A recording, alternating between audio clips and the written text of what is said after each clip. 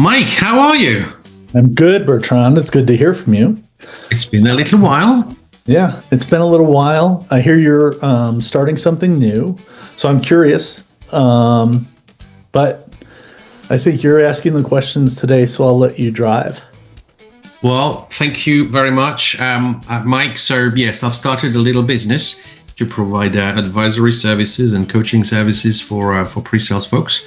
As part of this, I'm reaching out to talented industry leaders and ask them a few questions about pre-sales, just to get an idea of their views. But before we do anything, why don't we introduce yourself, Mike? So would you mind telling us who you are, what you do? Sure. So my name is Mike Phelan. I'm the Senior Vice President of Field Engineering at Nutanix. I oversee our field engineers, product specialists, and today I also oversee enablement as well. So my portfolio changes year on year, but at the core, it's getting the technical win and building a workforce that gets us there. That's awesome. So we'll start with the questions a little bit about you and your background, because you and I worked together and we were pre-sales and you were an SE once upon a time.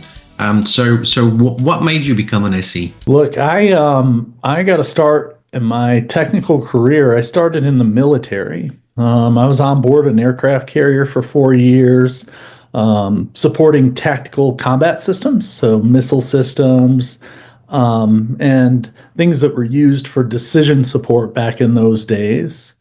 When I got out of the military, I went to work in aerospace and defense, and it didn't take long before I just noticed that the vendors that we did business with had better cars, better clothes, and stuff like that. So I became curious, and I think 18 months out of the military is when I started in pre-sales, and I've been attached to pre-sales one way or another ever since for about the last 25 years. Right.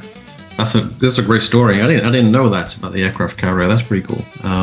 And so, as an SE, what is your best memory? Look, I think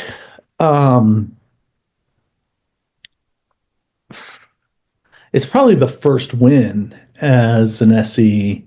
I had, the way it works for all of us is you get paired with a rep who's new, you're new, they're new. We were both probably 25.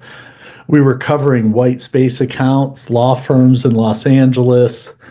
And the way it works is you just, we would go down there and park, and we would hang outside the door and wait for them to go to lunch, try to get them to go to lunch with us, and then eventually try to get in inside their offices, and then eventually get into their data center and get an inventory of current state and understand a little bit about how they did litigation support. And, it was just like really beating the street selling. And I think we took down our first deal within about 100 days. Wow. It's for litigation support at a large law firm. So that was memorable. And then we were able to reference sell that to the other ones as well. So we had a really good 18 months. And I think that's memorable. Being an SE, you get that constant feedback of win and loss having an impact. Like at the Friday night when you shut down, if you made a difference as an SE. And I think that's the most rewarding part of the career path. And obviously the next question is, what was your worst memory? Look, I don't know that anything stands out as a worst memory as an SE. None of us we would do product presentations in the office with our peer group, right? Right. Anytime you got in front of your peers and you weren't prepared, those are bad memories. Anytime you ever take a shortcut and cut a corner and it doesn't work out, those are really bad memories, because you know how to prevent it and you cut a corner now you lead a very large organization. You're senior vice president, so you've got a lot of talent. And the question I would have for you is, what are you looking for in an SE? What are the key attributes that make a good SE? Yeah, they're relatable. They are good at working with people. They're good listeners, and they're curious. And I think if you have those things, if you relate to other people, if you listen to what they're saying, and you're curious about how their business works, the enterprise can support your activity. I know that SEs who understand a customer's business model are the most effective, more so than any other technical attribute. Right. So it's success is always really defined by how close they are to the customer. Technical skills are kind of table stakes. We assume that everybody has them, and our competitors have technology as well. At the end of the day, the customer is going to buy a solution that fits the business outcome they're looking for. So I look for people who are curious and going to get into how that business works, how decisions are made in an enterprise, and then they have the persistence Right. to stick it out and do that hard work that you don't get credit for. Nobody sees. Everybody just sees the win at the end, but it's really that 100 days of like crawling around the data center and figuring out what they have, understanding how litigation support works. Those things are why you win. And I find that people who are curious, relatable, and good listeners are the most effective in the role. And if we kind of zoom out now, and from an organizational perspective, you lead multiple teams, different specialties and enablement, and without getting into anything confidential, obviously, it's complex. It's not easy, right? But what is your biggest challenge, or what would be your biggest challenge? There's always challenges in business based on current conditions. There's always challenges with different competitors. I think that the persistent challenge for pre-sales leaders like myself Yeah. is how to quantify the value, because we do have a material impact on the SG&A expense. Right. It's reasonable for key stakeholders to ask, what am I getting for this, right? And we can talk about technical wins, we can talk about activity, but getting into the true yield of the function, that's always the biggest challenge. And I know that's something you're thinking about, but it is, it's something I have always been adapting. How do we measure it? How confident am I in its accuracy? And then also just trying to keep my ear to the ground on what trends are and what other people are doing. And I think there's a lot of pre-sales leaders like me who are really trying to quantify these intangible benefits, and that, how do you quantify all that opportunity development time? Because it doesn't show up on the reports as clean as you want it to. You don't want to have people doing time cards, and finding that balance is always tricky. And we were just talking about leadership. So if we switched gear a little bit, and I can ask you a couple of questions. You said earlier, what were you looking for in an SE? What are you looking for an SE leader? Followers. I don't think that we need to overcomplicate what leadership is. And it's really just getting people to follow where you're going.